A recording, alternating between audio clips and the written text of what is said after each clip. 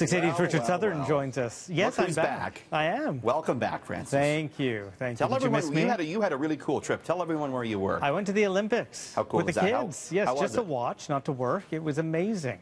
So we saw the Big Air final, the bronze medal hockey game. We had the gold tickets, but we had to switch after they weren't going to win gold. But we switched to the bronze game, so we were there for that. And then the closing ceremony is amazing. Very cool. And you saw Canada do really well overall, so that was great. And we got to meet Mark McMorris. Wow. He is a really super nice guy. And Mark McMorris got to meet Francis D'Souza. Don't forget that, too. They got to meet my kids. He got to meet my kids, so it was great. Down to business. Yeah, so let's talk about the Bank of Canada. They've unveiled a new $10 bill. This is going to be the first in what really will be a radical new design for Canadian banknotes. Yes, that's correct. So this is the new $10 bill. It features Viola Desmond, the civil rights activist, very much a landmark design there in that regards. But what's the other thing you notice about it, Francis? Very cool. It's vertical. It's vertical for the first time ever, and the Bank of Canada says it's doing that to have more room for her picture. But going forward, the Bank of Canada telling me that all new bills will also feature this vertical design. Some think that makes sense because you hold your wallet or your purse vertically, you hand over the bill in a vertical manner. Several countries have already done this, including Switzerland and Bermuda. The $5 bill will be the next to get a redesign, Francis. Very neat. So Donald Trump has announced details on the trade tariffs. So how did the markets and the business community react? Fairly positive finish, as we saw off the top. The TSX up more than 60 points, the Dow up 95. Of course, a lot of questions, though, going forward with Trump tying the exemption to NAFTA talks. We did see Stelco Holdings, a big steelmaker out of Hamilton. That stock was up 7%. And some of the U.S. steelmakers moved lower on this. And the Canadian dollar as well strengthened a little bit. But Francis, the loonie does remain close to an 8-month low as everyone gets set to go away for March break. So cash-strapped Uber is reportedly looking for a massive loan. Yeah, Bloomberg News reports that the ride-sharing company is in talks with loan investors looking for a $1.25 billion U.S. leverage loan. That's a lot. It's a lot. And they're not going through the traditional routes through the banks, apparently. And that sometimes indicates that a company might have a lot of debt on the books. Uber recently revealed that it made $7.5 billion in sales last year, but posted a loss of $4.5 billion. So, Francis, a lot of question marks continuing about the financial state of Uber as the company perhaps moves towards an initial public offering on Wall Street. So Amazon claims to have fixed a very creepy problem with its Alexa home assistant.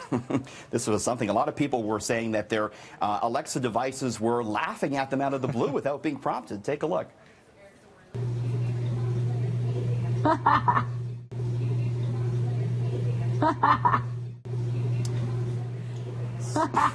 So that,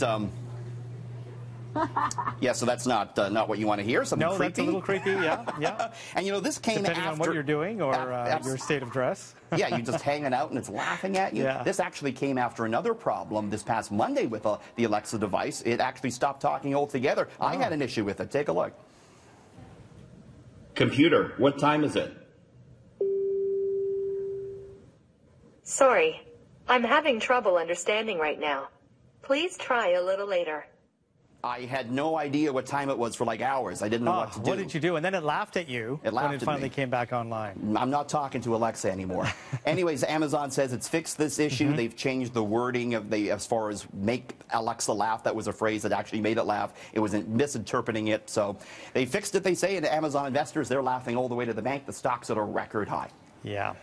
So Mattel, they've unveiled new role model Barbies for International Women's Day. Yeah, this is pretty cool. Toy brand highlighting highlighting important women, both past and present, with their inspiring women's dolls. One of them is Amelia Earhart, the first female aviator to fly across the Atlantic. They're also honoring Katherine Johnson, the pioneer in mathematics, who was profiled in the Hidden Figures movie. And Olympian Cole Kim is there. Did you see her when you're on your trip, Francis?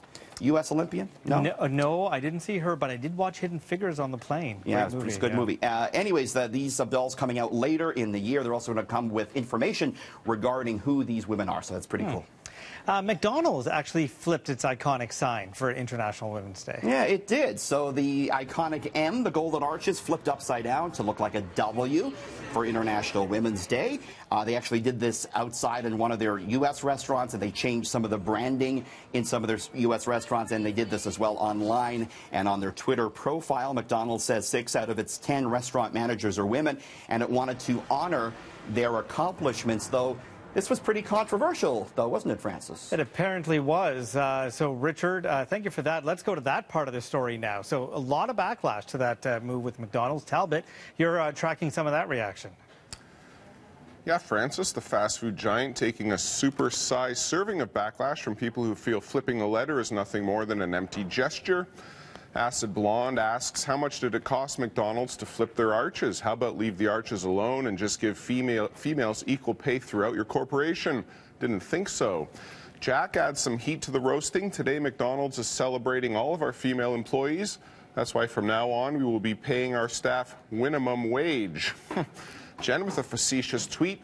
I always enjoy International Women's Day, the one day of the year when we have a female president, workplaces without harassment, and universal paid maternity leave. Oh, we don't get any of that? Well, thanks for turning the arches upside down, McDonald's. Finally, Crypto Monster adds, oh, stop. What better way to celebrate women than to make your golden arches look like a set of golden boobs? It's genius. Oh, that's pretty immature, but rest assured, tomorrow the arches will go back to normal and this will all be a distant memory.